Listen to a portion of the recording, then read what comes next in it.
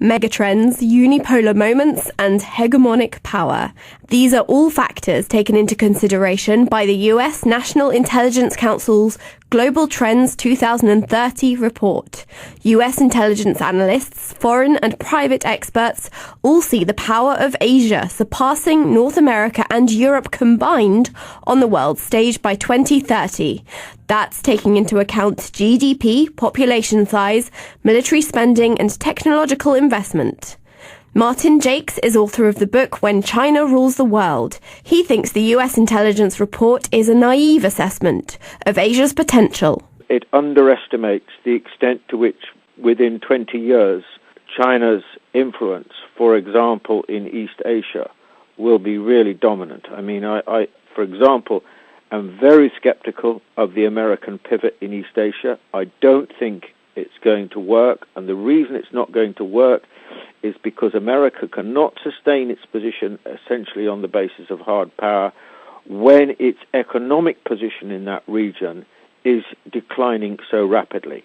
In 18 years' time, the United States will be a very, very insignificant economic, or relatively insignificant economic player and presence in East Asia, which is already the largest economic region in the world and home to 1/3 of the world's population. Mr. Jakes maintains that not only is the report an underestimation, it is purposely so. America, he says, is in denial of the true scale of its own decline. America, both its elites and its people, are in large degree in denial of this. You've only got to look at the last presidential election, whether you're talking about Obama or Romney. They conducted the election ignoring all these things. So there was absolutely no debate about the decline of America. On the contrary, both candidates, were talking about how America is going to be, is going to retain its position in the world and so on. This is nonsense, because it's not. The longer America delays thinking about these questions, then, politically it's going to be much more difficult. And there are other objections to the report's global vision. Professor Albrecht Ritschl is Professor of Economic History at the London School of Economics. He says projections that far into the future are no more than science fiction. It is just scientifically impossible to make accurate predictions about the world economy over that far a span of time. Nobody can do that. That would have the value of astrology or science fiction.